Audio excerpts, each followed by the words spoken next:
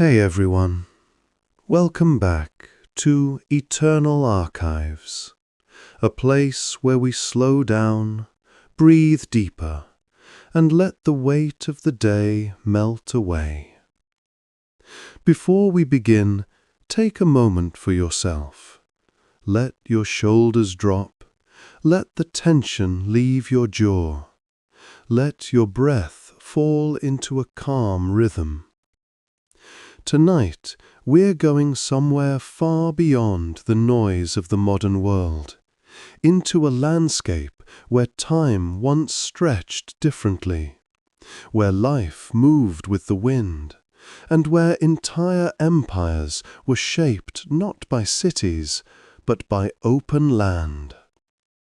Tonight, we step onto the Mongolian steppe. Before we go any further, imagine this first moment as if you were truly there. The ground beneath your feet is firm and cold, hardened by centuries of hooves and storms. The wind sweeping across the plains carries a wild, ancient scent: grass, frozen soil, distant smoke from camps miles away. The air here is clean, sharp, almost untouched by human hands.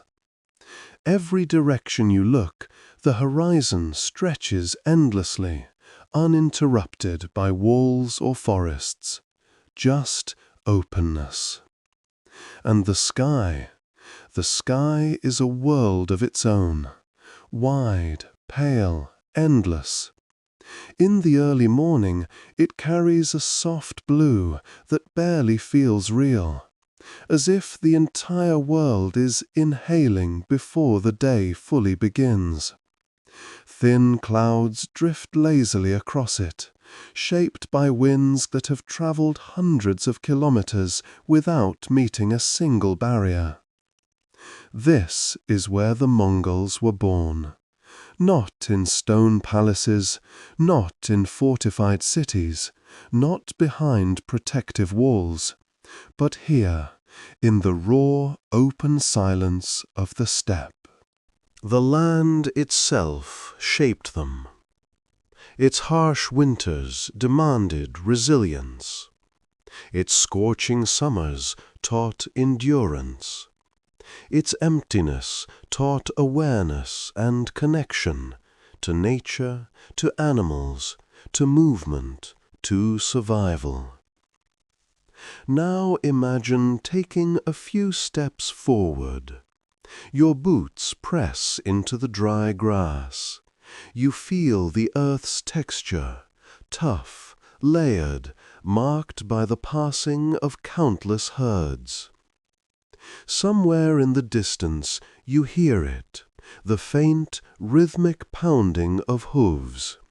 A Mongol herd, maybe, or a scouting party, or simply wild horses roaming freely across their ancestral territory. You pause and listen. The wind shifts. A colder gust sweeps across your face, carrying with it hints of snow from mountains far to the west.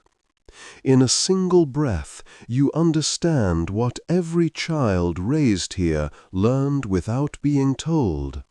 The steppe does not bend for anyone. You survive by learning its moods, respecting its dangers, and embracing its vastness. Now picture the life that grew from this land.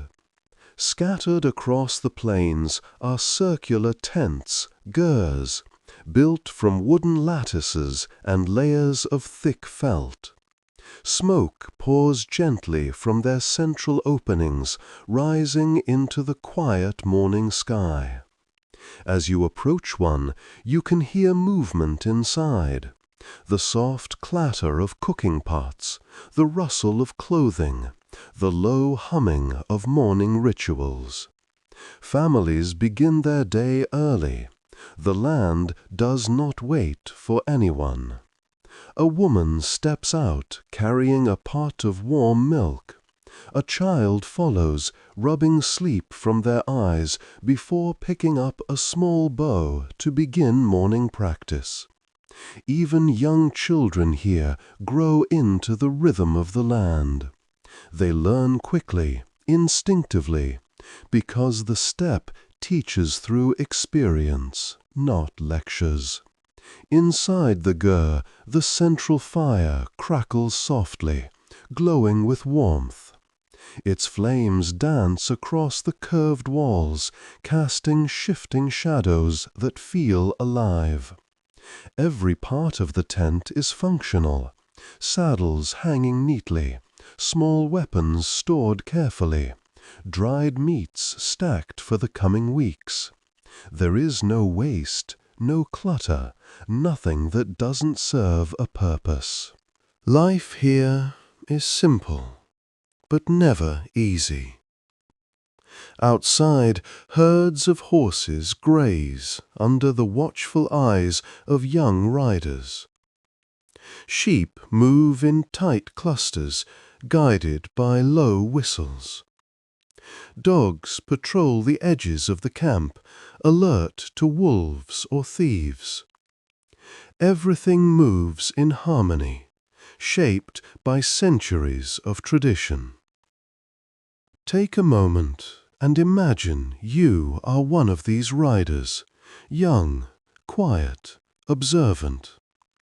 The horse beneath you shifts its weight, sensing your thoughts through the slightest changes in your posture. The bond between Mongol and horse runs deeper than companionship. It's communication without words, trust built from childhood, a relationship that would form the backbone of the greatest cavalry in history.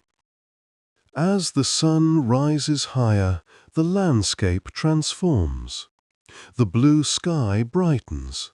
The wind grows stronger. Shadows stretch long across the plains. And with every passing minute, the world feels larger, more open, more alive. This is the soil that shaped the Mongols. This is the air they breathed, the world they mastered, the canvas upon which they built an empire larger than Rome, larger than Alexander's, stretching from the Pacific Ocean to the heart of Europe. Tonight, you'll walk through their lives, not as a distant observer, but through moments lived as if you were one of them. Their childhood, their training, their weapons, their battles, their beliefs, their fears, their triumphs. We will move slowly, letting the story unfold naturally, giving each moment room to breathe. So take one more deep breath. Let the wind settle around you. Let the horizon pull your gaze forward. Our journey into the world of the Mongols begins now. Life on the steppe began early.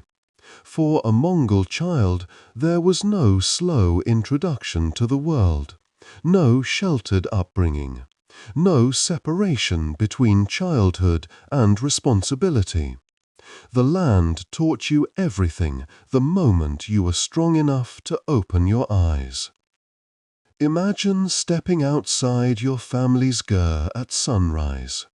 The air is cold, sharp, enough to sting your cheeks, and the grass beneath your feet bends gently as the wind moves across it. The horizon stretches endlessly in every direction. There are no walls, no cities, no forests, only open land and sky. From the age of 3 or 4, children were placed on horseback. At first, an adult held the reins, guiding the horse in a slow circle. But quickly, the child learned to balance on their own. Riding became as natural as walking. Falling was expected, But fear was never encouraged. The steppe didn't reward fear. It rewarded understanding. A small wooden bow became a child's first tool. They practiced pulling the string, releasing arrows at straw bundles, empty pots, or simple targets made from grass. Accuracy didn't matter at first, familiarity did. How to hold the grip, how to breathe before releasing, how to adjust when the wind pushed the shot off course. Everyday tasks doubled as training. Collecting water built endurance. Feeding animals taught responsibility.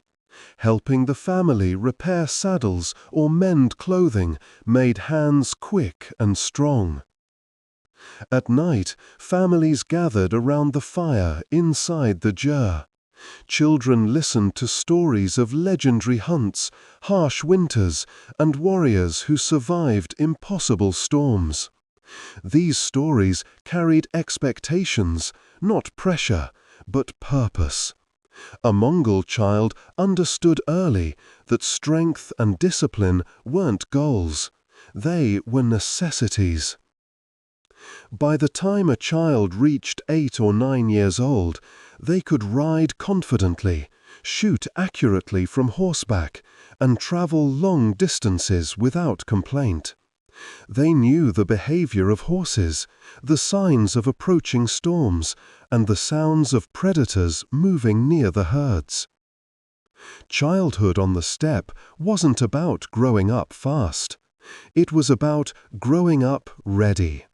Ready for the land, ready for hardship, ready for the life that every Mongol was expected to face. To understand the Mongols, you have to understand their horses. These animals weren't just transportation. They were partners, lifelines, and extensions of a warrior's own body. Every warrior walking out into the cold morning, as its horse breathes softly into the air, warm mist rising from its nostrils. Mongol horses were small compared to the breeds seen in the West, but they were incredibly strong, fast, and resilient. They could survive brutal winters with little shelter, dig through snow to find grass, and travel long distances without tiring. Every warrior kept several horses, sometimes 5 or more. They switched mounts throughout the day to conserve energy. This allowed Mongol armies to cover impossible distances with speed no enemy could match. While others marched slowly, the Mongols moved like the wind. You learned the nature of your horses as a child. Which one was calm? Which one was stubborn? Which one responded best to leg pressure instead of reins? Mongols guided their horses with subtle shifts of weight and pressure, leaving their hands free for the bow. Saddles were sturdy and allowed riders to stand while shooting. Stirrups gave stability, letting warriors fire accurately even at full gallop. The bond between rider and horse was so strong that many Mongols claimed they could sense danger through the way their horse breathed or moved. Interesting facts about these animals spread through every corner of the steppe. Some horses could find their way home across vast distances, even in storms. Others could survive days with minimal food and water. Their endurance surprised even experienced travelers who entered Mongol lands. When you mounted your horse, you didn't just sit. You connected with it. You felt its muscle, its rhythm, its readiness. With a small nudge, it moved forward, and with another, it burst into a gallop. Together, you became one motion, one breath, one force moving across the open plains. For the Mongols, victory in war and survival in daily life depended on this bond. The horse wasn't a tool. It was the foundation of everything. The most important weapon a Mongol warrior carried was the composite bow. The composite bow was small enough to use while riding, yet powerful enough to pierce armor at long distances. In the hands of a skilled rider, it became one of the most feared weapons in history. Imagine holding it for the first time. The grip is wrapped tightly, the limbs curved sharply, and the string hums with tension even before you pull it back. The bow is made from layers of wood, horn, and sinew, bound together to store tremendous force. It's light, flexible, and deadly. From childhood, you practiced with simpler versions of this bow. But as you grew older, you earned a real one, capable of sending an arrow hundreds of meters across the steppe. Mongol warriors trained until drawing the bow felt like part of their breathing. On horseback, everything became harder. The wind pushed you. The ground shook beneath your horse's hooves. Your body rocked with every stride. But Mongols learned to shoot in these conditions as naturally as standing still. They fired forward, sideways, and even backward while retreating at full speed. Imagine riding at a gallop, your horse moving beneath you. As your fingers grip the string, you twist your torso, draw the bow, and release. The arrow cuts through the air and disappears into the distance. You don't slow down. You simply adjust, draw again, and fire another shot. Each warrior carried different types of arrows. Some were designed for long-range attacks, others for punching through armor. Whistling arrows were used for signaling, their sound cutting sharply through the wind. Fire arrows could spread panic during sieges or nighttime raids. The bow was more than a weapon. It was a symbol of mastery. It required patience, strength, and control. It demanded focus even when tired, hungry, or surrounded by chaos. And in battle, it allowed the Mongols to strike from distances most armies couldn't reach, weakening enemies long before close combat began. With this bow, a single warrior could change the direction of a fight. With thousands firing in unison, the Mongol army moved like a storm across the open land. A Mongol camp was more than a resting place. It was a moving world, a complete society carried across the steppe on horseback and wagons. No matter where they settled, even for a short time, the camp operated with structure, purpose, and quiet efficiency.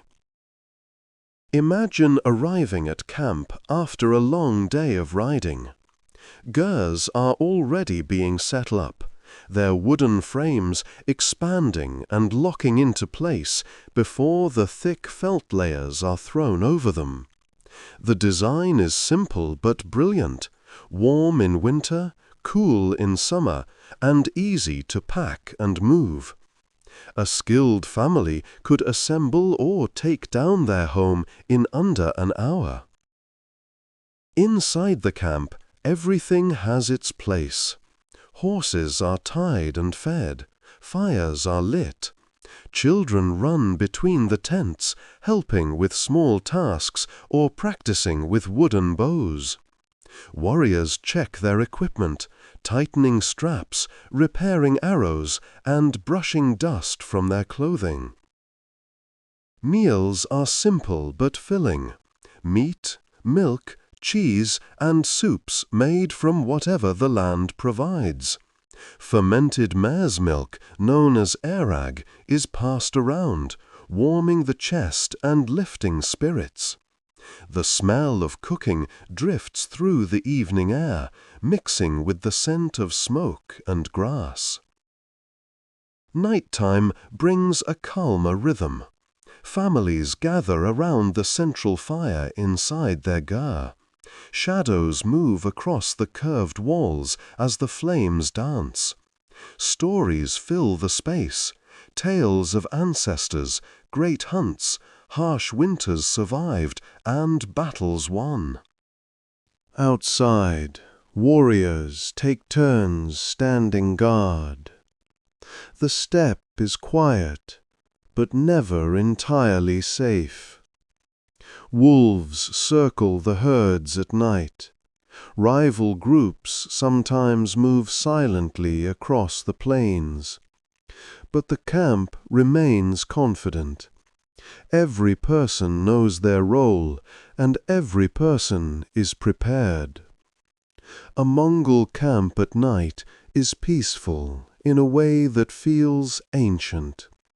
The wind hums softly. Horses breathe steadily in the dark.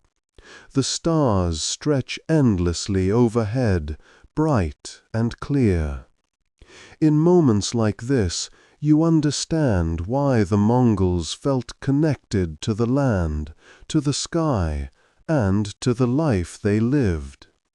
This was their world, simple, mobile, strong, a home that could follow them anywhere. Before he became Genghis Khan, he was Temujin, not a legend, not a ruler, not a man surrounded by armies, just a boy born into harshness, shaped by betrayal, struggle, and the unforgiving reality of the steppe. Imagine him as a child, standing outside his family's ger as the wind cuts across the plains. His father, a respected leader, is poisoned by a rival tribe. With his death, Temujin's family is abandoned. Their allies turn away. Their protection disappears overnight. They are left with nothing. The steppe does not soften its lessons, and Temujin learned them early. His family struggled to survive. Winters were brutal. Food was scarce. He hunted small animals, gathered roots, and did whatever he could to keep himself and his siblings alive. During these years, he learned which people could be trusted and which could not. He learned that loyalty was rare, and that strength did not come from birth. It came from purpose. As Temujin grew older, something about him drew people in. His presence was steady, his words direct, and his instincts sharp.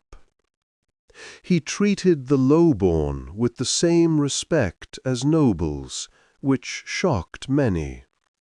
He rewarded loyalty fiercely, and he remembered every betrayal. Picture him as a young man standing before a small gathering of supporters. His clothing is worn, his face marked by years of hardship, but his eyes are focused. He speaks calmly, promising unity, justice, and a future where tribes wouldn't need to fear each other. People listen because they feel something in him, something that doesn't come from rank or status, but from conviction. He fought battles, formed alliances, lost friends, and survived ambushes. Each event shaped him like iron being forged in fire. Slowly, warriors began to follow him. Families pledged themselves to his leadership. Rival chieftains noticed his rise, but couldn't stop it. Temujin was not trying to build an empire. He was trying to bring order to a land torn apart by endless tribal conflict. Years of fighting and negotiating led to one moment that changed history. In 1206, after uniting the major tribes of Mongolia, Temujin was given a new title, a title that would echo across continents. Genghis Khan, universal ruler. The ceremony took place on the open steppe. Warriors stood in long rows. Banners snapped in the wind. Elders raised their voices, declaring that the tribes were now one people under one leader. It was more than a name. It was the birth of a nation, and the beginning of a force the world was not prepared for. When Genghis Khan united the tribes, he didn't just bring people together. He created a system unlike anything the world had seen. The Mongol military became precise, disciplined, and built to function as one mind.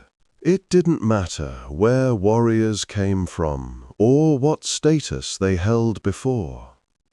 Under Genghis Khan, everyone followed the same structure. Imagine standing on the open steppe as thousands of warriors gather. There is no chaos, no shouting, no confusion. Every man knows exactly where he belongs. The army was organized using a simple, brilliant system based on numbers. 10 warriors formed an arban. 10 arbans formed a jagun of 100. 10 jaguns formed a minghan of 1,000. And 10 minghans formed a tumen, a complete military force capable of conquering entire regions. This structure created loyalty and responsibility. Every soldier was accountable to the rest of his group. If one man fled in battle, the entire unit faced consequences. If one man showed bravery, everyone shared the honor. It built a bond that held stronger than bloodlines. Communication was just as organized. Commands were delivered through flags, drums, horns, and smoke signals. Even across long distances, the army could move together with perfect timing. Imagine watching thousands of riders shift formation at a single signal, spreading out across the plains or pulling into a tight wedge without hesitation. Flexibility was another strength. A tumen could split into smaller units to surround an enemy, scout ahead, or execute a feigned retreat. They could move quickly, adapt instantly, and reorganize just as fast. This made the Mongols unpredictable and incredibly hard to defeat. Discipline held everything together. Warriors trained constantly, respected their commanders, and followed orders without question. Not out of fear, but because they trusted the system that had never failed them. As you sit on your horse, looking across the formation, you feel the unity of the army. Thousands of riders breathing together, waiting for the next command. This wasn't a group of individuals. It was a single force, coordinated, efficient, and unstoppable. This structure became the backbone of Mongol conquest and one of the biggest reasons the empire expanded so quickly. The Mongols didn't win because they had the largest armies. They won because they outsmarted every opponent they faced. Their tactics were built on speed, deception, and precision. On the battlefield, they moved like a single organism, striking before enemies understood what was happening. Imagine riding with a Mongol unit as the enemy army forms in the distance. Their lines are tight, their shields raised, their numbers strong. They expect a direct clash, but the Mongols rarely fought the way others expected. The first tactic was mobility. Mongol horses were fast and could travel long distances without tiring. This allowed entire units to appear where no one expected them. While other armies marched slowly, the Mongols covered impossible ground in days. The second tactic was the famous feigned retreat. Warriors would intentionally turn their horses and ride away as if they were fleeing. The enemy, thinking victory was close, would break formation and chase them. Exactly at that moment, Mongol riders would spin around on their saddles, fire volleys of arrows, and launch a counterattack. Entire armies collapsed because they couldn't resist the bait. Encirclement was another deadly strategy.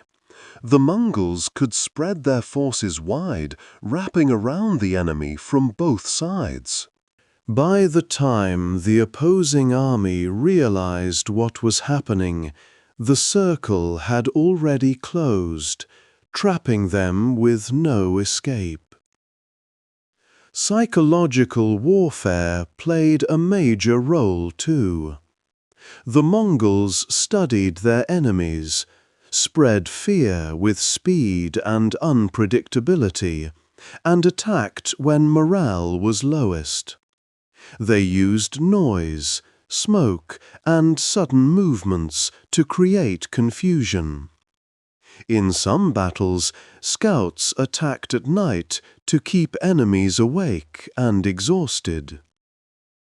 Imagine riding forward at full speed, feeling the thunder of hooves behind you and the wind cutting across your face. Your commander raises a flag. Instantly, your entire unit shifts direction. Arrows fly in controlled waves. The enemy's lines bend, then break, then collapse completely. The Mongols didn't just fight battles, they controlled them. They shaped the battlefield, dictated the pace, and forced enemies into mistakes. Every tactic, every maneuver, every movement had one goal: end the battle quickly, efficiently, and decisively. Most armies from the steppe struggled against walled cities, but the Mongols learned to break them. They adapted quickly, studied every fortification they encountered, and absorbed new technologies from people they conquered. Soon they became just as dangerous in sieges as they were in open battles. Imagine standing before a massive city wall at dawn. The stone rises high above you, casting a long shadow across the ground. The gates are reinforced. Watchtowers line the top. Defenders shout warnings as they prepare for an attack. Behind you, engineers brought from China, Persia, and Central Asia are already at work.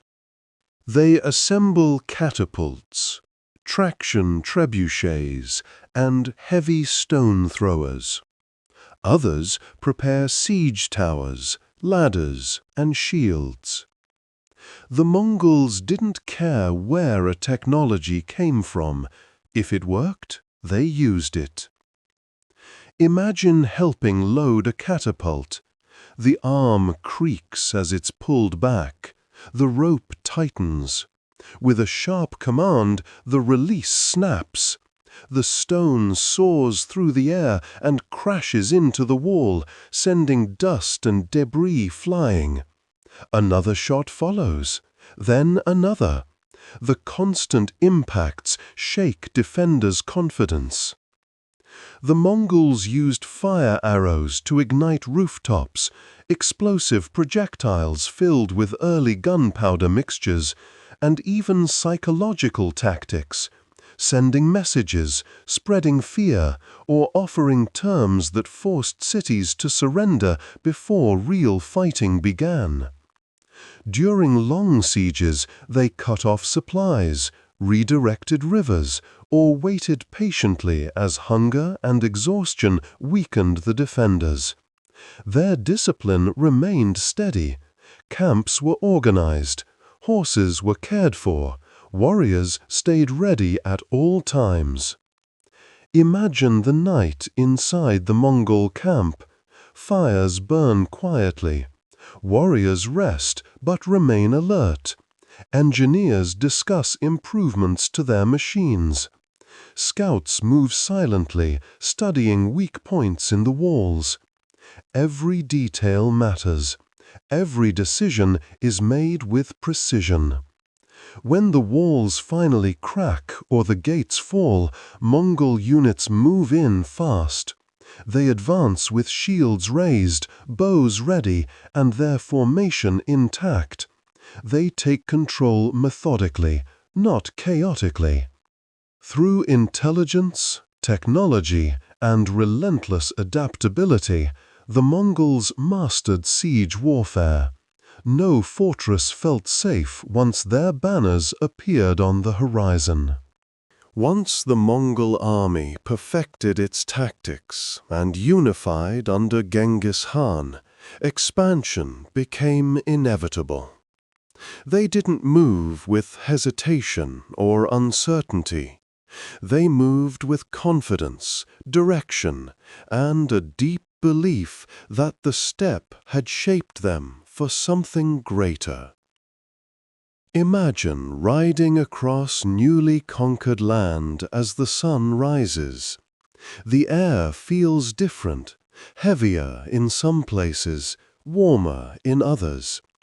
The land beneath you changes from dry plains to rolling hills, from deserts to fertile fields. Every campaign carried the Mongols farther from the heart of Mongolia. But no matter how far they traveled, their discipline stayed the same. To the east, they pushed into the Jin dynasty of northern China. The battles were intense, the fortifications strong, but the Mongols adapted. They learned siege tactics, captured engineers, and eventually overwhelmed their enemies through patience and precision. Entire cities fell one after another. To the west, a conflict with the Khwarezmian Empire changed everything. A single diplomatic incident turned into a massive war. The Mongols responded with speed and force the world had never seen. They crossed deserts, mountains, and unfamiliar terrain, striking cities that believed distance protected them. It didn't. Imagine riding through a city unlike anything on the steppe. Tall walls, crowded markets, unfamiliar architecture. Smoke rises above rooftops. Merchants rush to hide their goods. Warriors move through narrow streets, securing key areas. Under Mongol rule, many of these cities eventually reopened, repaired their walls, and resumed trade. The Mongols weren't destroying for the sake of destruction. They were shaping the world to flow under their system. Trade expanded across the Silk Road more than ever before. Merchants traveled safely with official Mongol passes called paisa, which granted protection and allowed them to move quickly through the empire. Goods from China reached the Middle East in record time. Ideas, religions, and technologies spread across continents. Religious tolerance became a unique strength of Mongol rule. They allowed Muslims, Christians, Buddhists, shamans, and many others to practice freely. Scholars were respected. Skilled workers were sent to places where their abilities were needed most, helping grow cities and strengthen the empire. As you continue riding across the plains outside a distant settlement, you can feel the scale of what the Mongols accomplished. They didn't just conquer land, they connected it. They created a world where information, goods, and people moved faster than ever before. The empire was now more than a military force. It was a network, unified, disciplined, and powerful. Even after joining the army, a Mongol warrior continued training every single day. Strength and skill were never taken for granted. A warrior had to be ready to ride, fight, and survive in any condition, no matter how harsh. Imagine waking before sunrise inside your ger. The fire has burned low, leaving only warm embers glowing in the center. You step outside into the cold morning air, and your horse lifts its head when it hears you. The camp is quiet, but a few warriors are already practicing. Your training begins with riding. You guide your horse through tight turns, sudden stops, and fast sprints. You learn to shift your weight lightly, communicating through balance instead of pulling on the reins. A Mongol warrior didn't just ride a horse. They blended with it. Next comes archery. You stand at a distance and fire at small targets. Then you mount your horse and shoot while riding. You aim at fixed targets, then moving ones. You practice shooting forward, sideways, and backward, hitting targets while your horse is at full gallop. These skills are repeated until they become instinct. Strength training followed naturally through daily tasks. Carrying equipment, chopping wood, lifting stones, repairing weapons. Everything built muscle and endurance without needing special exercises. A Mongol warrior had to be strong enough to draw a powerful bow hundreds of times during a single battle.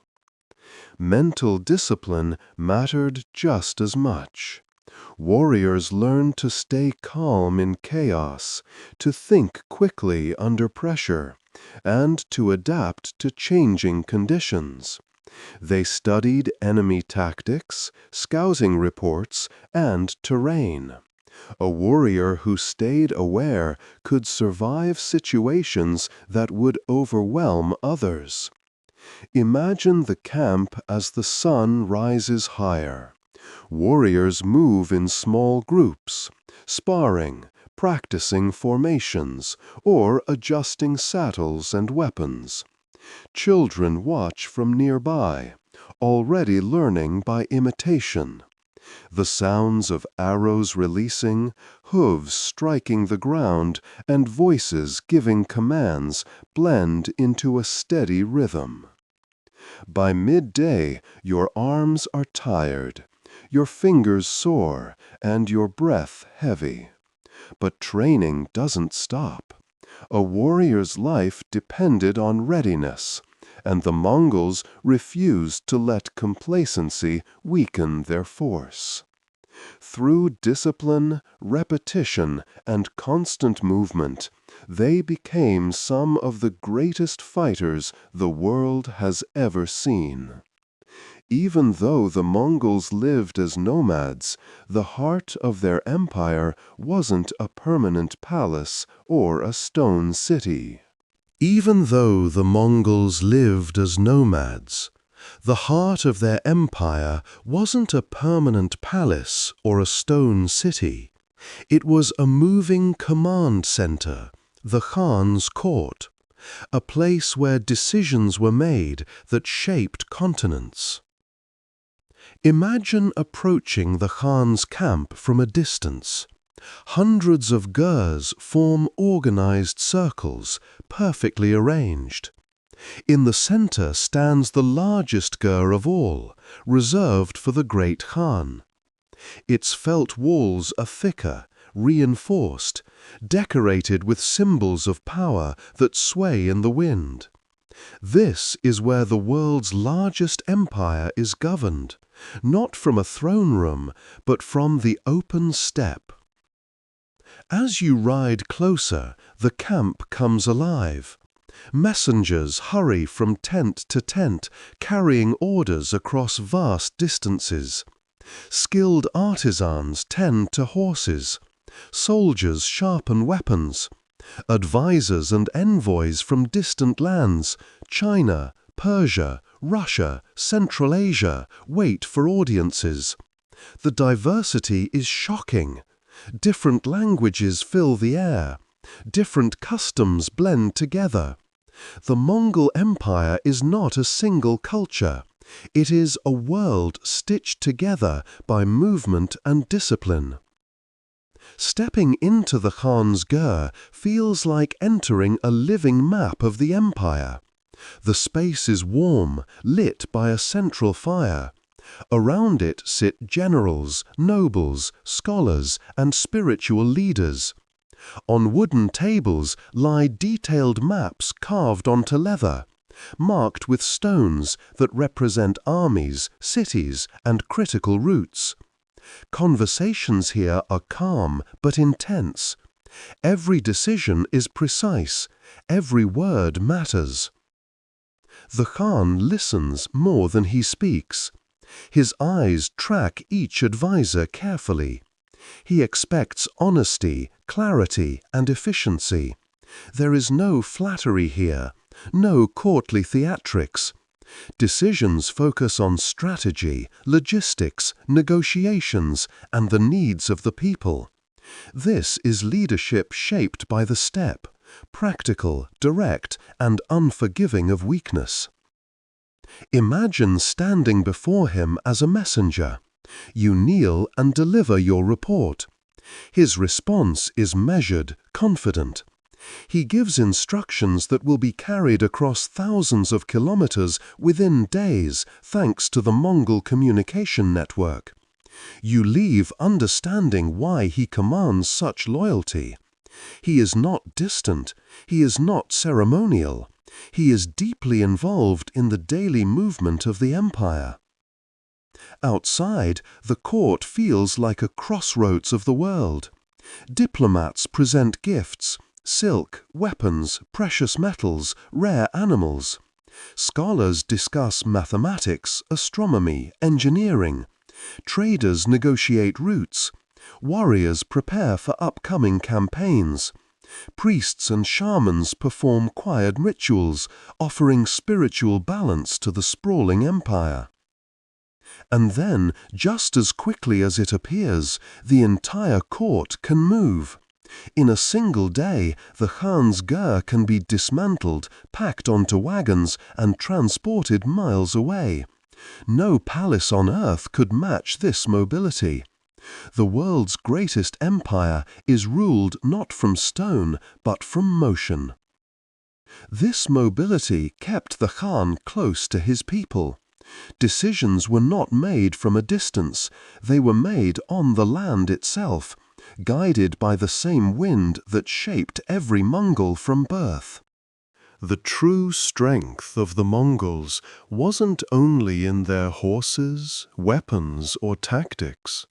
It was in the mindset they carried, a way of thinking shaped by the steppe, by hardship, and by a belief that discipline and unity mattered more than anything else. Imagine sitting on a small hill overlooking the plains.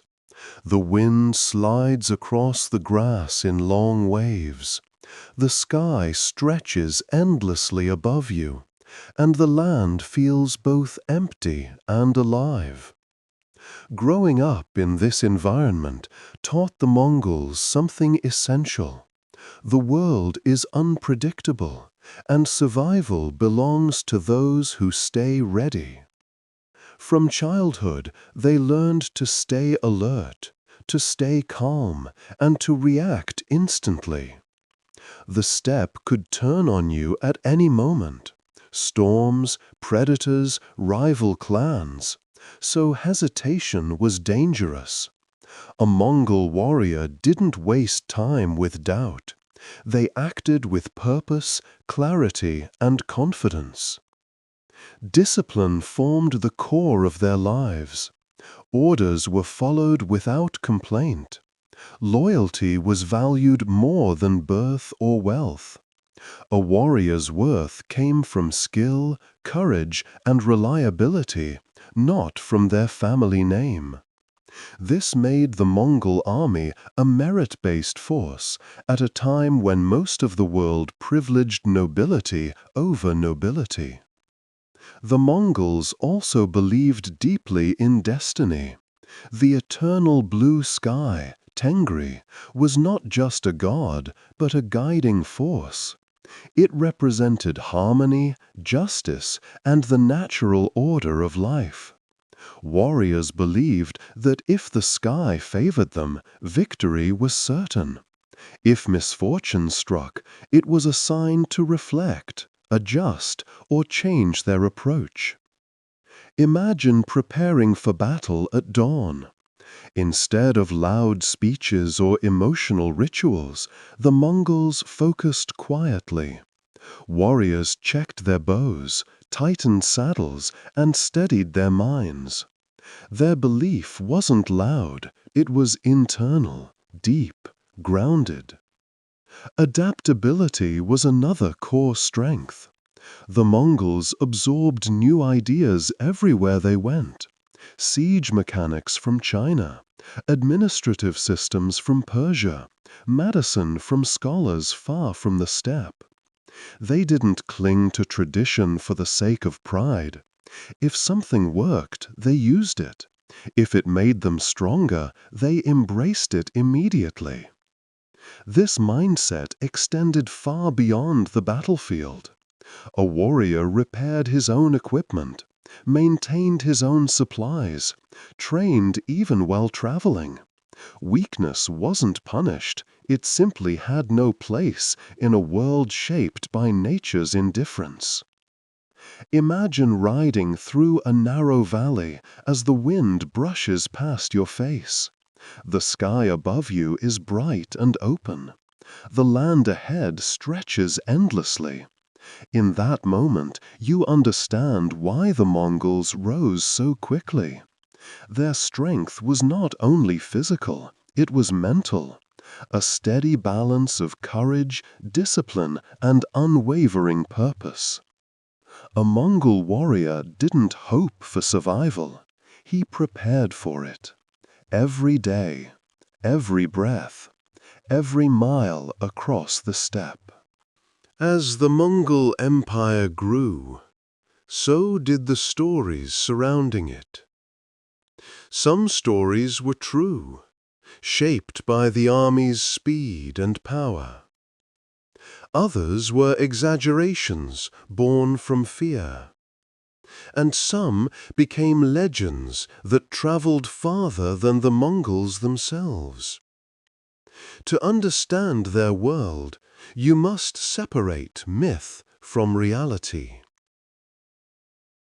Imagine walking through a distant village near the edge of the known world. News spreads that the Mongols are approaching. People panic before a single rider is even seen. Merchants hurriedly pack their goods. Families flee into the hills. Whispers ripple through the crowd like wind through dry grass. They never sleep. They kill everything in their path. They drink blood as their only food. They appear out of nowhere. To outsiders, the Mongols seemed less like an army and more like a force of nature, unpredictable, unstoppable, merciless. But the truth was far more complex.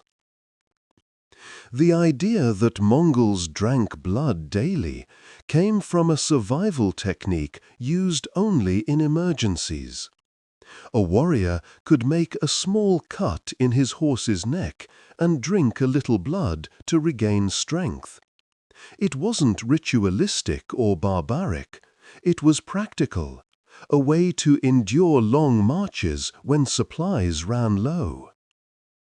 The myth that they appeared from nowhere came from their unmatched mobility. Scouts rode far ahead, mapping routes, locating water sources, and identifying weaknesses. By the time the main army arrived, the land had already been studied and understood. To enemies, this felt like magic. To the Mongols, it was preparation. The belief that they destroyed every city was also exaggerated. The truth depended on the city's choice. Those that resisted fiercely were met with overwhelming force, not out of cruelty, but as a calculated warning to others. Cities that surrendered early were often spared. Markets reopened. Leaders remained in place. Trade resumed under Mongol protection. Now imagine walking through a recently conquered city weeks later. The streets bustle again. Merchants reopen shops. Artisans craft goods in open stalls. Children play in alleyways. Life doesn't just return, it stabilizes. Order replaces chaos.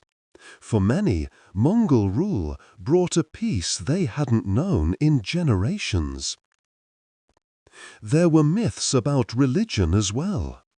Outsiders believed the Mongols practiced dark rituals or worshipped strange spirits.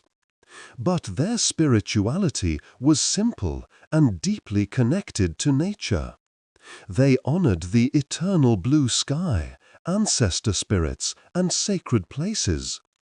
And they respected every religion they encountered.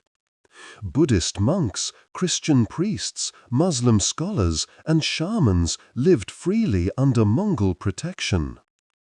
Imagine a Persian scholar and a Chinese monk sitting together in a Mongol court, debating philosophy as warriors walk past them. That kind of cultural mix was unheard of anywhere else in the world at the time.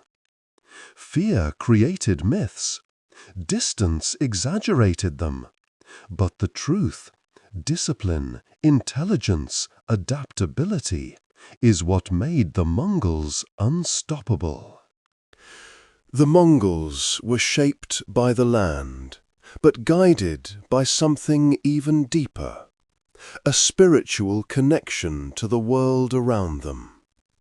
Their beliefs were simple in form, but powerful in meaning, influencing every choice they made, every battle they fought, and every journey they undertook. Imagine standing alone on the steppe at dusk. The sky glows with fading orange light that slowly deepens into purple. The wind softens, brushing gently across your clothing. From somewhere far behind you, the faint sound of herds settles into the quiet. As the last traces of daylight fade, stars begin to appear.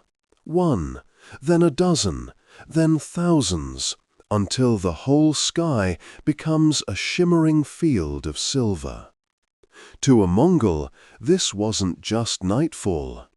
It was the presence of the eternal blue sky, Tengri, watching over all things.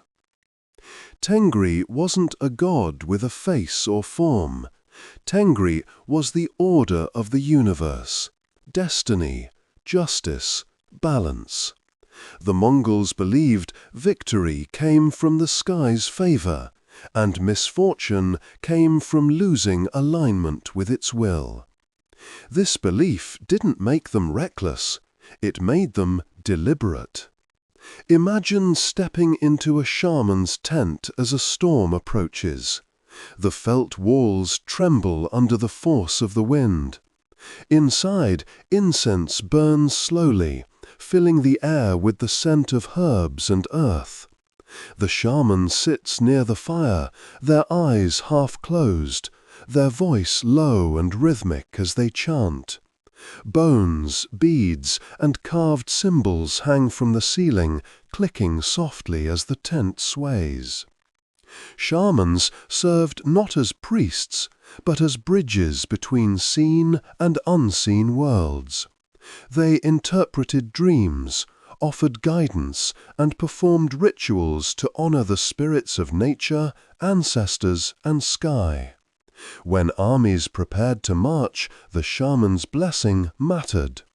Warriors didn't ask for victory, they asked for clarity, courage, and alignment. Imagine a young warrior approaching the shaman before a long campaign. The shaman listens to the sounds of the fire, examines carved tokens, and murmurs quiet predictions. Not commands, not guarantees, just insight. A warrior left with a calmer heart, a clearer mind. Ancestor worship was equally important. The Mongols believed the spirits of the dead remained with the living, guiding and protecting them. Before a major decision, a warrior might whisper to the spirit of a parent or grandparent. Before a battle, some carried small charms or tokens tied to family memory. Despite their fierce reputation, the Mongols were remarkably tolerant of other faiths. Under their rule, Christian churches, Muslim mosques, Buddhist temples, and shamanistic shrines all existed without conflict. They believed spiritual truth could take many forms, and that no single system held all answers. Even nature had a spiritual presence. Mountains, rivers, strange rock formations, some places were sacred. Damaging them was forbidden. The land was not something to conquer, it was something to respect. Now imagine a lone rider crossing the plains at night. The world is silent except for hooves brushing over grass. Above him, the endless sky stretches in every direction, full of shimmering stars. He feels connected to the land beneath him, the spirits behind him, and the destiny ahead. This connection didn't make them mystical. It made them grounded. It gave them purpose. It gave them calm in chaos. Their spirituality didn't remove them from reality. It anchored them to it. The eternal blue sky wasn't a myth. It was a compass, a presence, a reminder that everything, victory, failure, life, death, moved within a greater order. While Mongol warriors rode across continents, The foundation of their strength came from the people who remained behind. The women, elders, artisans, herders, and families who maintained the heartbeat of the entire society. In Mongol culture, women were not hidden or powerless.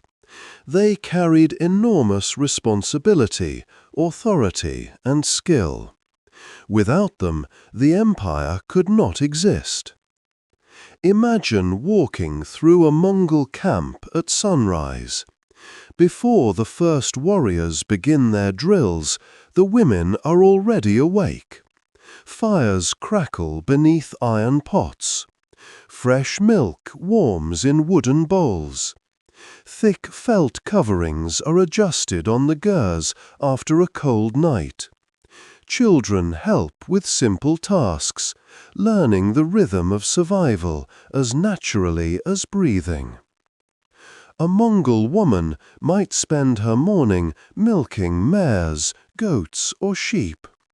The air fills with the earthy smell of warm milk, which will later become cheese, yogurt, or aerug, fermented mare's milk, a central drink of the steppe.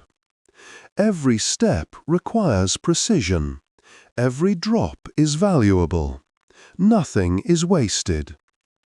Inside the ger, the space is orderly, warm, and full of purpose. Saddles hang along the walls. Clothing, tools, and weapons are neatly stored.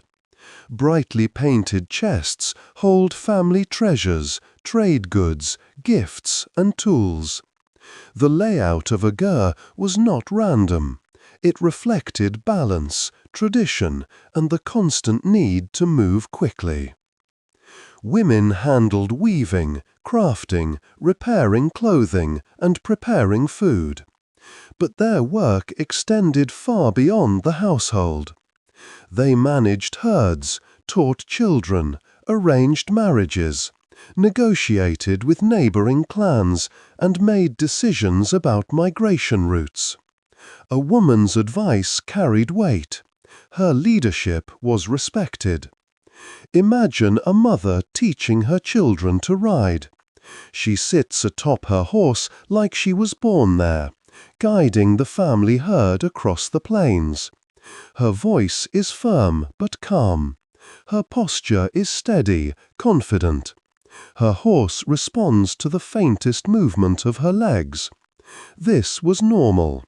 Mongol women were skilled riders, capable of traveling long distances, defending the camp, and performing tasks that required strength and precision. During wartime, their role became even more crucial. With men away on campaign, women ran entire camps.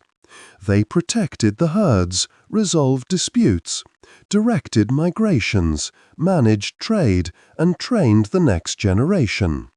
A clan without strong women would collapse long before any foreign army reached it. Some women rose even higher. Toregene Khatun, the wife of Ögedei Khan, ruled the empire after her husband's death. For years, she carried the full authority of the great Khan, overseeing politics, alliances, and military strategy. She was not a figurehead. She was the ruler of the largest empire on earth. Imagine her sitting among generals and nobles, giving orders with calm confidence. No one questioned her right to rule. The Mongols valued ability, not gender. Marriage in Mongol culture was also practical and strategic. Families strengthened alliances, but women kept their autonomy and influence. Many continued working, riding, and even fighting after marriage. Even spirituality held a place for women. Female shamans were deeply respected for their visions and insight. When they spoke, warriors listened.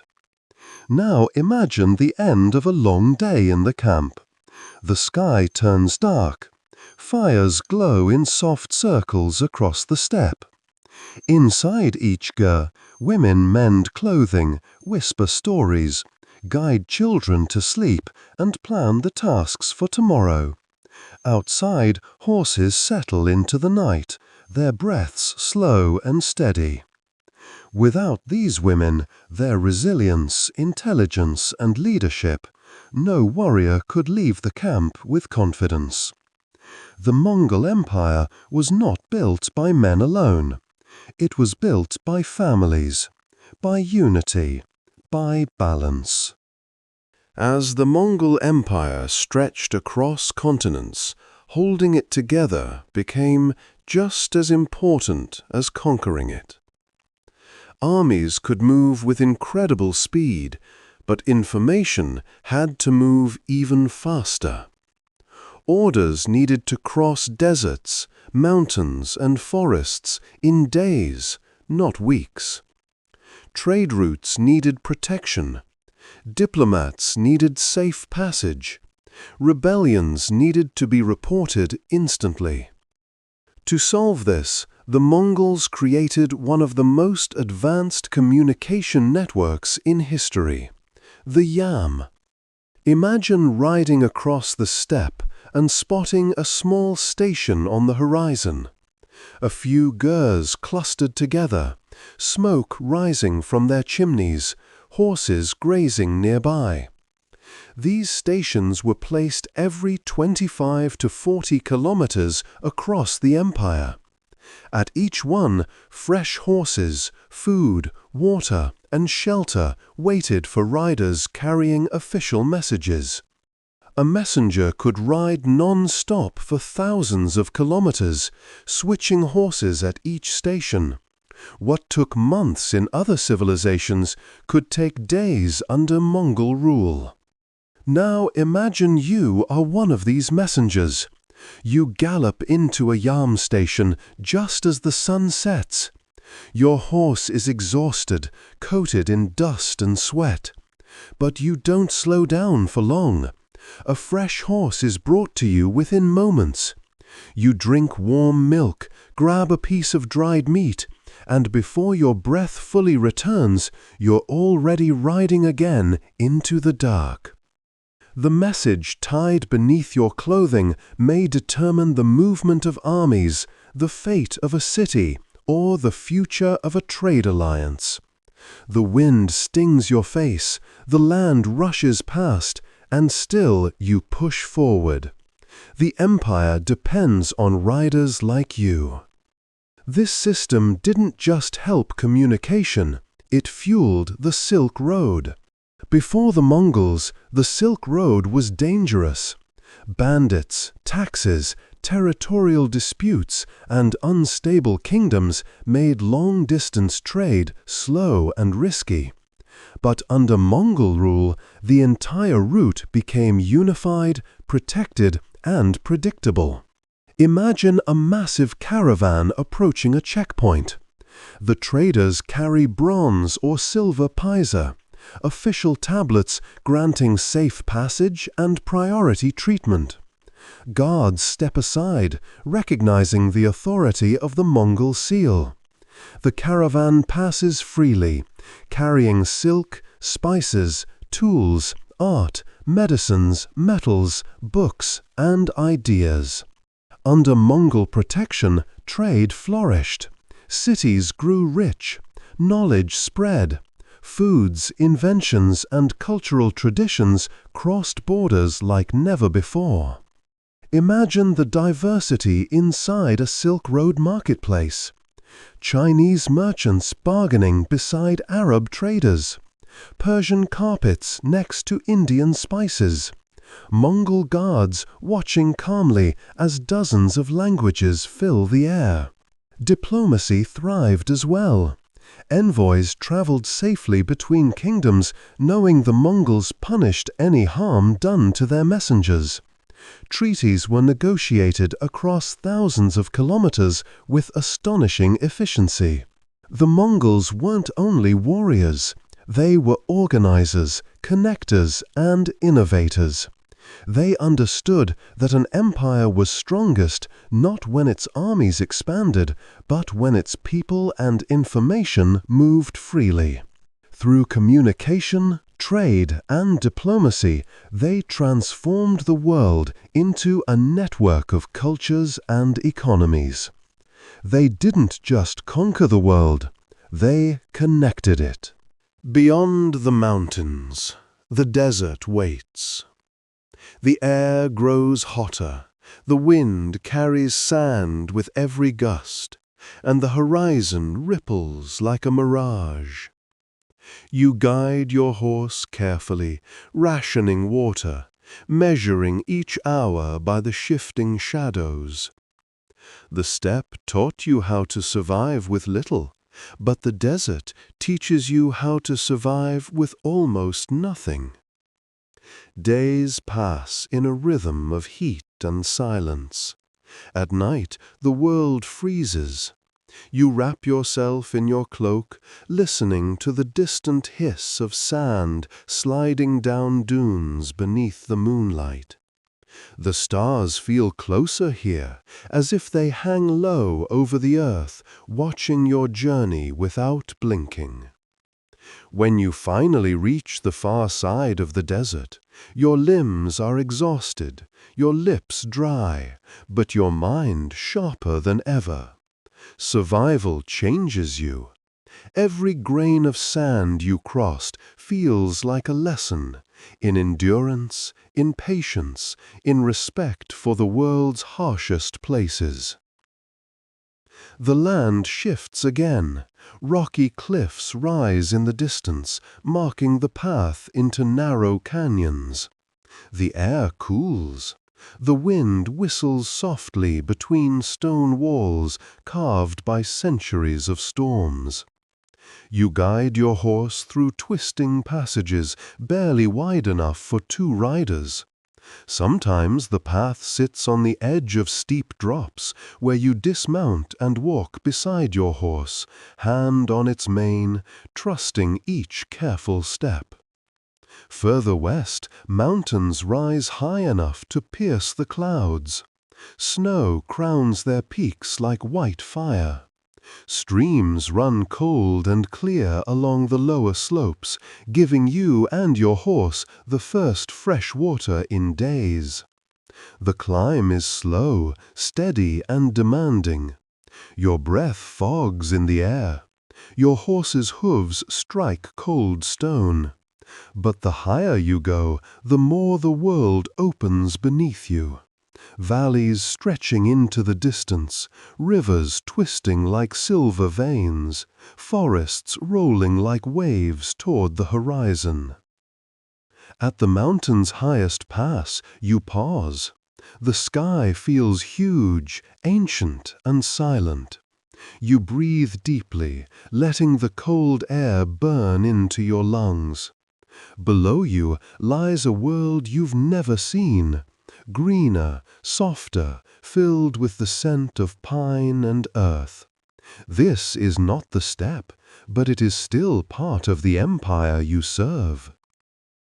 You begin your descent into the forests, hearing sounds you haven't heard in months. Birds calling, leaves rustling, branches swaying gently overhead. The land feels alive in a different way. The steppe speaks in wind. The forest speaks in whispers. Both remind you that the world is larger than any one path. As you move deeper into the forest, the air grows damp and rich. Sunlight filters through tall trees in scattered beams that flicker across your path as if guiding you forward. Moss softens the ground beneath your horse's hooves. The sounds of the steppe have vanished, replaced by the creaking of branches, the distant rush of water, and the soft chatter of unseen animals watching from the shadows. Villages appear along the edges of clearings, wooden houses with sloped roofs, smoke rising steadily from chimneys. People pause their work to stare as you pass. Some step back cautiously, gripping tools or guiding children behind them. Others simply watch in quiet curiosity. They've heard stories of the Mongols, stories carried across borders and mountains, stories often exaggerated or twisted. But you do not come as a threat. You ride with purpose and discipline, the markings of a messenger rather than a conqueror. You follow a dirt road that winds between fields, where farmers guide oxen through rows of freshly turned soil. Children chase each other near fences, stopping to gape as you ride by. Dogs bark from behind woven gates. Life here is slower, rooted deeply in the land rather than the movement across it. You observe it with quiet interest, not envy, not judgment, just awareness. Different lands shape different people. Soon the road widens into a bustling market town. Merchants call out prices in languages you barely recognize. Stalls overflow with items you rarely see on the steppe. Glazed pottery, woven linens, carved wooden tools, baskets filled with fruits that carry sweet scents you've never tasted. Traders from distant regions haggle loudly, their voices rising like waves. Mongol soldiers patrol calmly through the crowd, ensuring order without disrupting the rhythm of daily life. You ride slowly, absorbing the unfamiliar energy around you. A group of scholars walks past, their scrolls tucked beneath their arms. Two monks speak quietly at the corner of a tea house. A craftsman leans over a metal pot, shaping it with rhythmic hammer strikes. The blend of cultures is striking, a reminder of how far the empire's influence stretches.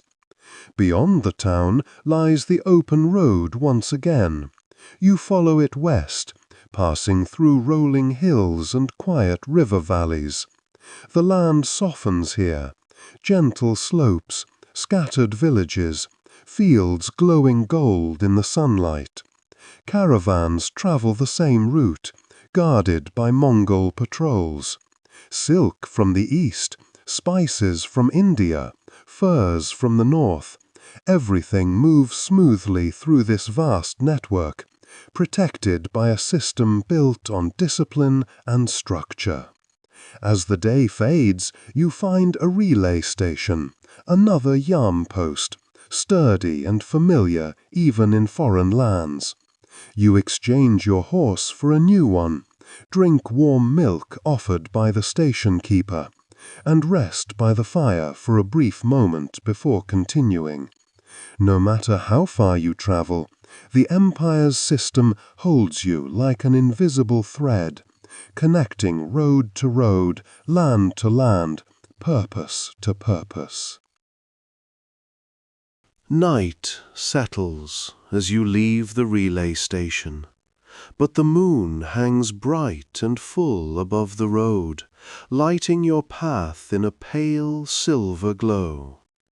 Your new horse moves confidently beneath you, refreshed and eager, its hooves striking a steady rhythm against the packed dirt.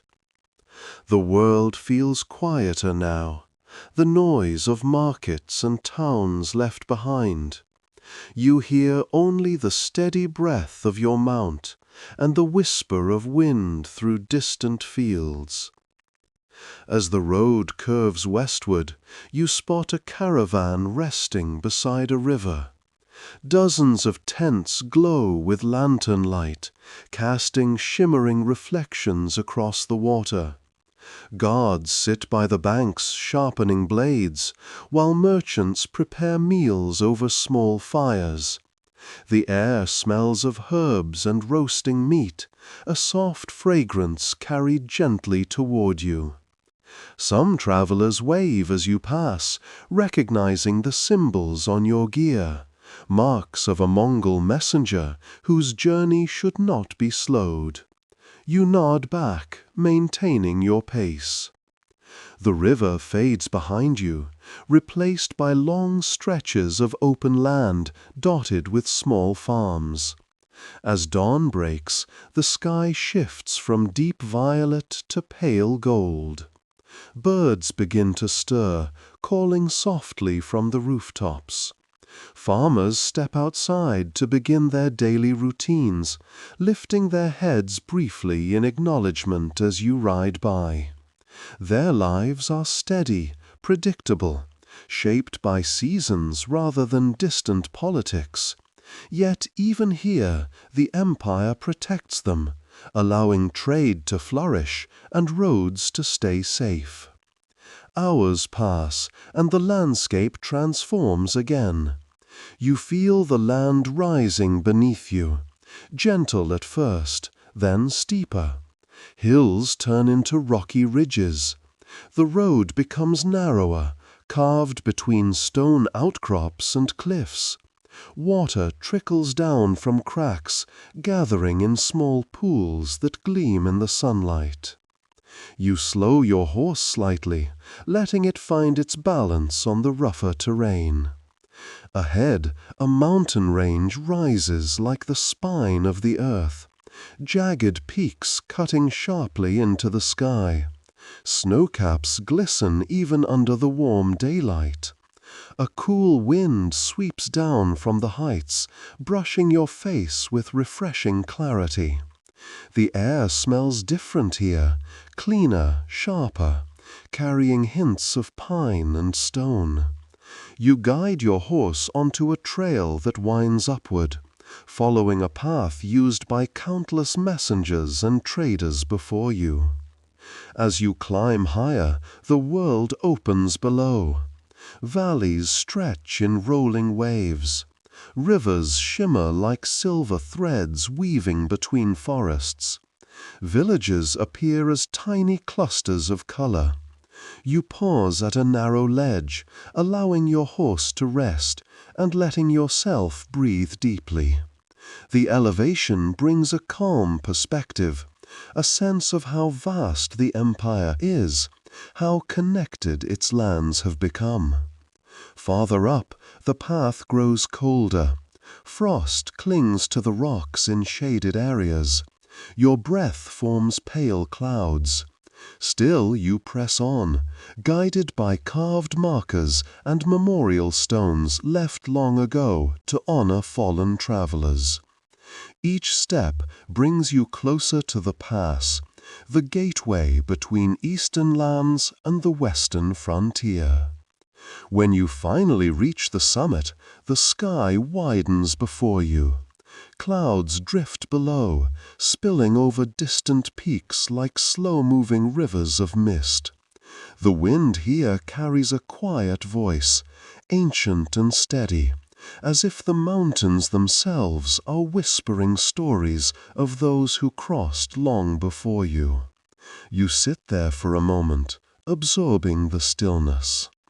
Then, with a gentle tap of your heels, you begin your descent into the lands beyond. The descent feels different from the climb. The air warms slowly as you move downward, and the scent of pine deepens, carried through the forested slopes.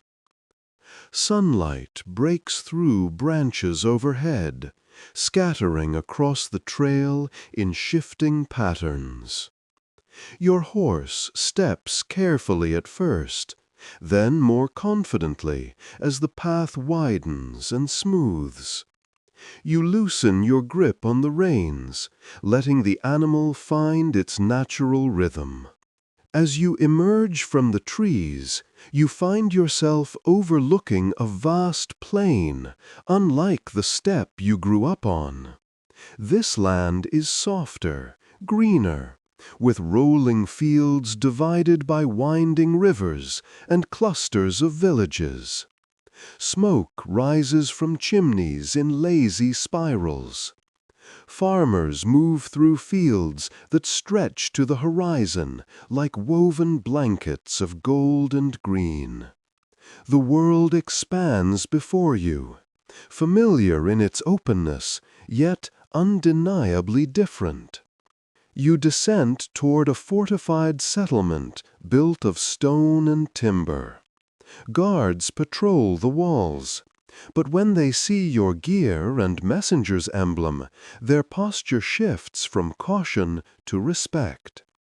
The Mongol Empire reaches here as well, maintaining order without disrupting local traditions. Gates open smoothly, allowing you inside. The town bustles with energy. Blacksmiths hammer sparks into the air. Bakers pull fresh loaves from clay ovens. Children chase one another through narrow streets, laughing. Merchants call out prices in a melodic blend of languages. You guide your horse through the crowd, absorbing the atmosphere. This place thrives under the stability the empire provides, a balance of freedom and protection. You stop briefly at a market stall, where an elderly woman sells fruits you've never seen before. She raises one with a smile, bright, fragrant, soft to the touch. You buy a few with small coins carried in your saddle pouch. As you ride away, you take a bite. The sweetness bursts instantly, refreshing after days of hard travel. Small discoveries like this remind you how large the world truly is. Beyond the settlement, the land stretches into peaceful countryside. You follow a dirt road lined with tall grass that sways gently in the breeze. Herds graze lazily. Shepherds lift their heads as you pass, offering simple greetings. The sound of your horse's footsteps blends with the songs of distant birds. By afternoon, you reach another yam station. A small cluster of gurs and wooden sheds stands beside a flowing river. You hand over your horse and receive a fresh one. The station keeper offers hot broth and a few words of conversation. Travelers from far regions rest nearby. Merchants, envoys, craftsmen, all moving through the empire's veins with confidence. Rejuvenated, you mount again and continue west. The sky begins to shift toward evening. Colors soften into warm golds and deepening blues. Shadows lengthen across the fields. The world grows quieter, more reflective. As night approaches, you move through a valley lit only by the moon. Fireflies drift above the grass, glowing softly like floating embers. The river beside you whispers over smooth stones, steady and calming. You slow your pace, letting the moment wash over you. You've traveled hundreds of kilometers across deserts, mountains, and forests. Yet the journey feels strangely unified, connected by the rhythm of the land and the silent pull of purpose. In that quiet moonlight, you realize something. The empire isn't just territory. It's movement. It's connection. It's the ability to ride from one end of the world to the other and still feel guided. You continue forward, the night calm and endless, knowing your journey is nearing its final destination. By the time dawn approaches again, the landscape shifts once more. The air grows cooler and heavier with moisture, and a thin mist settles over the fields, curling around your horse's legs as you ride. Dense forests rise in the distance like dark walls against the pale horizon. Birds you've never heard before call out from hidden perches, their voices sharp and unfamiliar. The trail leads to a river crossing supported by a sturdy wooden bridge. Mongol guards stationed there nod as you approach. Their armor is familiar, but the thick moss, tall trees, and shadowed ground around them are not. You exchange a few words about weather and road conditions before crossing. The planks creak under your horse's weight, echoing softly over the moving water below. Beyond the river, the forest deepens. Sunlight filters through the canopy in thin beams. The air smells of damp earth and resin. Your horse steps cautiously at first, adjusting to the narrow path and softer soil. The steppe taught you to respect its storms. This forest teaches you to respect its silence. Soon the trees open into a wide clearing. A small fortified settlement stands ahead, surrounded by timber walls and guarded towers. Smoke rises from chimneys. Traders unload goods from wagons. Children race across the yard, chasing a wooden hoop, their laughter mixing with distant market voices. You stop briefly to water your horse. A bearded craftsman nearby carves patterns into a wooden shield. He nods politely as you pass. Even here, far from the steppe, the curves of his designs remind you of stories told by your elders. Cultures blend quietly across the empire. You continue toward the west, the path narrowing into rolling hills. Tall brass brushes your boots. A cold wind drifts from the north, carrying the faint promise of snow. Clouds gather in long gray bands across the sky. Villages grow fewer. The land grows quiet. Small farms dot the fields, their owners lifting a hand in greeting as you ride by. Even this far from the heart of the empire, the roads remain safe and watched. As evening approaches, a subtle tension enters the air, the sense that you are close. Your horse lifts its head and quickens its pace. You follow wooden markers down a branching trail. Ahead, torchlight flickers along a palisade wall. You've reached the final command post. Soldiers at the gate recognize your emblem immediately and usher you inside.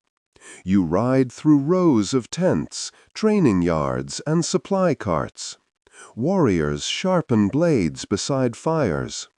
Officers speak quietly over maps. Far from home, the discipline of the empire remains the same. You stop before the command tent. A guard takes your reins. Inside, you deliver the sealed message you carried across half the world.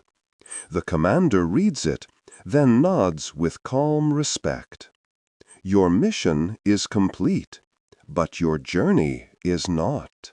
The commander dismisses you with a calm gesture. And as you step out of the tent, the cool night air washes over you. The sounds of the camp drift around you, quiet conversations, the soft clang of metal, the low whinny of horses settling for the night. You take a deep breath, letting the reality settle in. Your long mission across deserts, mountains, rivers, and forests has finally reached its purpose. A soldier leads your horse back to you, its coat still warm from the ride. You gently run your hand along its neck, feeling the steady rhythm of its breath. This animal carried you farther than most people will ever travel in their lives. You whisper a small thanks, a habit shared by many riders of the steppe, a gesture of respect, not sentimentality. You're told you may rest until dawn, but sleep doesn't come quickly. Instead, you walk through the camp, observing the lives of warriors stationed so far from home. Some sit around fires, passing bowls of broth and telling quiet stories. Others repair saddles or sharpen blades. A few sit alone, staring into the flames, thinking of families waiting somewhere beyond the horizon. Even in distant lands, the rhythm of camp life remains familiar. You find a quiet spot near the perimeter, where the wooden walls cast long shadows beneath the moonlight. The wind carries scents from the forest, pine, cold earth, and the faint sweetness of blooming plants hidden in the underbrush. You close your eyes and listen. The sounds are foreign, yet comforting in their own way. For a moment, you simply exist in the stillness. As sleep finally begins to settle in your bones, you wrap yourself in your cloak and lie near the warm side of your horse. The night sky here is different from the one above the steppe. The stars seem closer, brighter, as if the world tilts upward to meet them. You trace familiar patterns across the sky, orienting yourself, grounding your mind. Even this far away, the eternal blue sky feels present. When dawn arrives, it comes softly. A pale light spreads across the camp, turning the world silver before warming into gold. The commander sends word that you are free to return home, and just like that, your journey takes a new direction. There is no ceremony, no speech, only purpose. That is the Mongol way. You pack quickly, adjusting your saddle and checking your quiver. A fresh horse is provided, strong and rested. As you mount, you feel a sense of quiet anticipation. The West has taught you many things, new landscapes, new people, new dangers, but now the pull of home grows stronger than ever. You begin riding east, retracing your path through terrain you now understand more deeply. The forests feel less intimidating, the mountains feel familiar. You know the turns, the weather patterns, the challenges waiting along the way. You move with steadier confidence, shaped by the distance you've traveled. As you ascend toward the mountain pass again, the air cools sharply. Snow crunches beneath your horse's hooves. The wind sings against the rocks. This time you don't rush. You take in the view, the sweeping valleys below, the distant rivers, the forests fading into mist. You realize you've become part of these landscapes, if only for a moment. Crossing the summit, you pause once more. You breathe in deeply, letting the cold fill your lungs. Ahead lies the long road home, a journey you welcome. The steppe waits for you. And though your path has taken you halfway across the world, your heart has remained tied to the vast open land where every Mongol story begins. As you climb higher into the mountains, the world sharpens around you. The wind grows thin and clear, whistling between ridges. Frost clings to shaded rocks, glittering under the morning sun. Your horse moves with steady confidence, its hooves striking firm against the rising trail. You guide it gently, letting it choose its footing where the path narrows to a thin ledge carved along the cliffside. When you reach the top of the pass, the land opens before you in a breathtaking sweep. Valleys stretch far below like vast green carpets. Rivers wind through them in silver threads. Clouds drift lazily along lower slopes, their shadows gliding across forests and fields. You pause here, the way all riders do, not because you're tired, but because the view reminds you of your place in the world, small in the vastness, yet connected to it. You breathe deeply.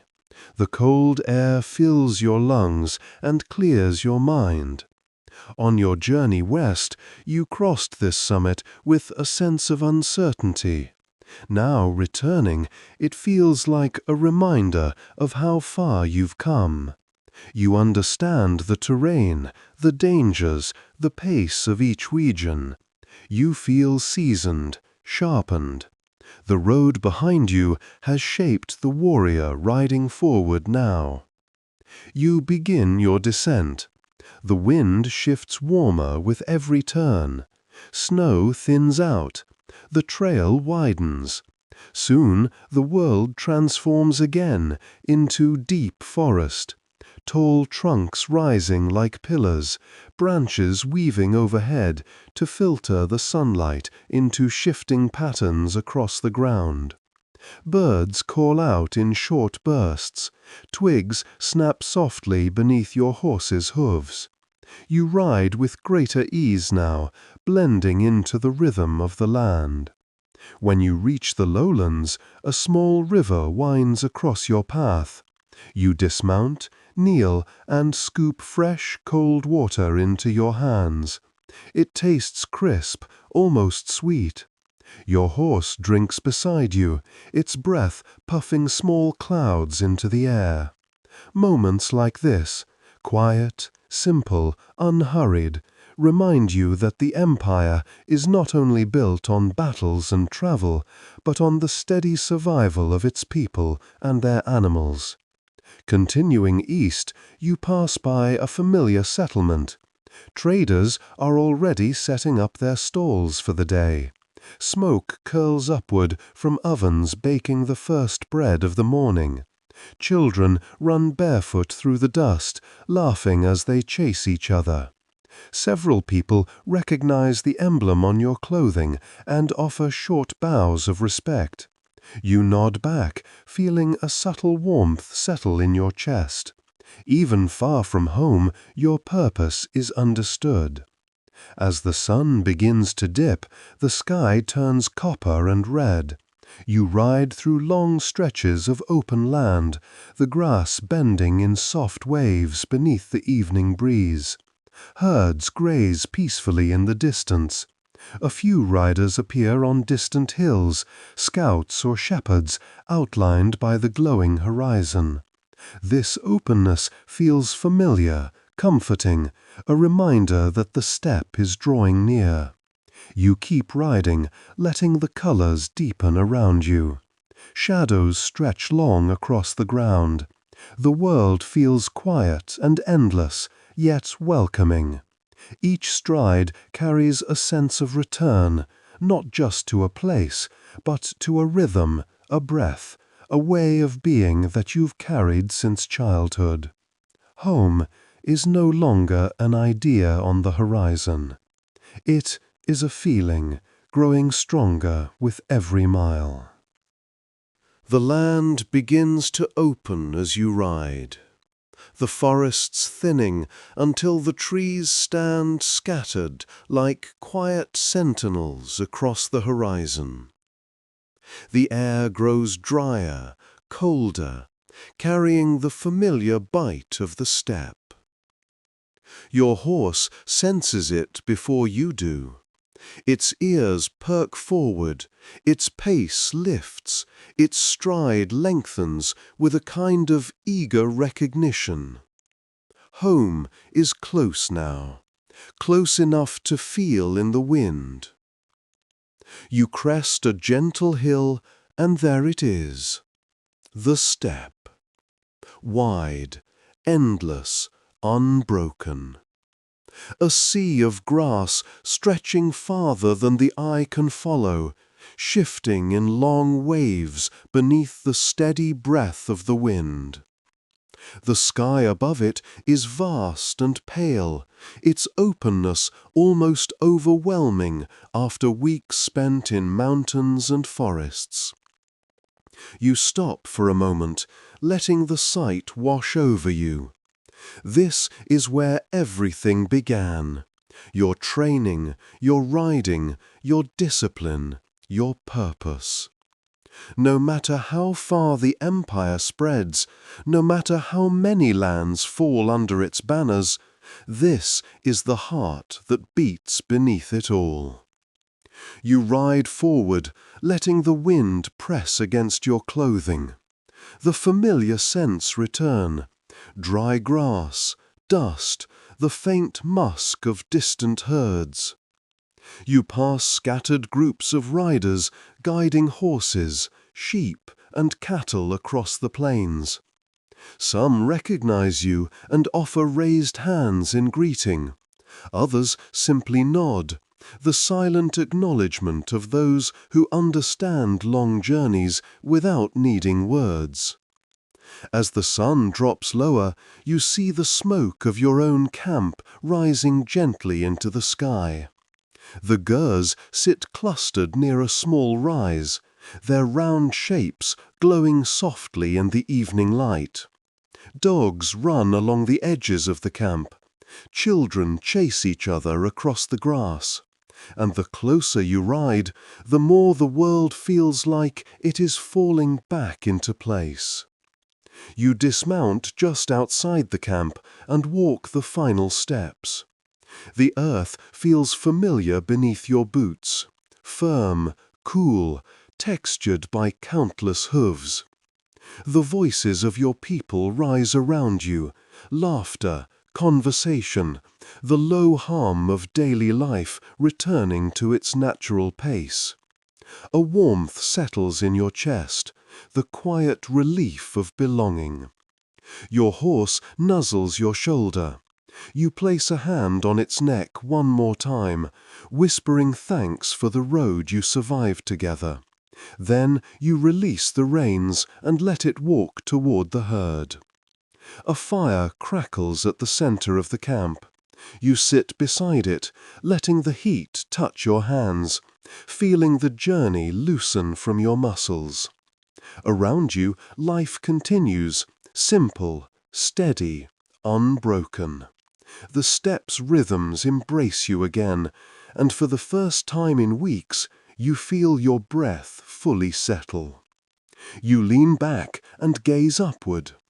The eternal blue sky stretches above you, wide, calm, endless.